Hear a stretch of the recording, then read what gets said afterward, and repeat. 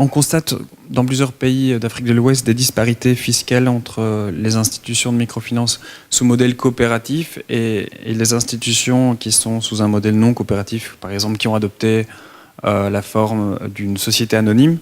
Je voulais savoir quelle était l'idée de privilégier le modèle coopératif qui est justement plus vulnérable aux problèmes de gouvernance. Je vous remercie. Bon, je ne pense pas qu'il y ait une volonté de privilégier, parce que c'est un long débat que nous avons eu dans la sous-région sur si on peut dire cette différence de régime fiscal. Bon, la première chose, c'est que le régime fiscal ne relève pas des autorités monétaires. C'est géré pays par pays, même si nous sommes en union monétaire. Pour le régime fiscal, c'est chaque pays qui choisit en fait le régime fiscal applicable. Mais pour en revenir au fait que les coopératives puissent être exonérées sur les opérations de collecte de l'épargne et d'octroi de crédit, c'est ça qui figure dans le texte, et ce ne soit pas le cas pour les sociétés anonymes, c'est lié tout simplement au fait qu'elles ont des statuts juridiques différents.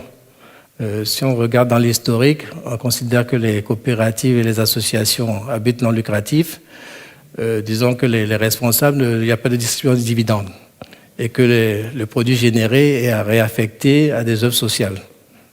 Du moins, c'est l'objectif.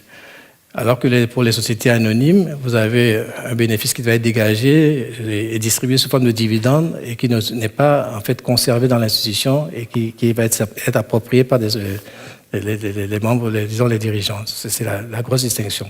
Et ce régime fiscal n'a pas été introduit par la réglementation spécifique. Ça n'a été qu'une transposition de l'état de droit qui était en vigueur lorsque nous avons élaboré notre réglementation. En laissant, disons, le soin aux États. Maintenant, selon l'importance qu'ils voulaient accorder à la microfinance et aux différents acteurs, d'apprécier eux-mêmes les avantages fiscaux qu'ils pouvaient accorder. Mais sinon, dans la réglementation spécifique, ce n'est qu'une transposition du droit qui était en vigueur, c'est-à-dire que l'exonération des coopératives, qui avaient d'ailleurs des avantages fiscaux plus importants, parce qu'avant, elles avaient des avantages, l'exonération était totale. Mais lorsque le texte est passé au Conseil des ministres de l'Union, ils ont estimé que l'exonération devait être limitée seulement aux opérations de collecte de l'épargne et de l'octroi de crédit. Autant vous dire qu'il y a quand même une restriction par rapport au régime de départ.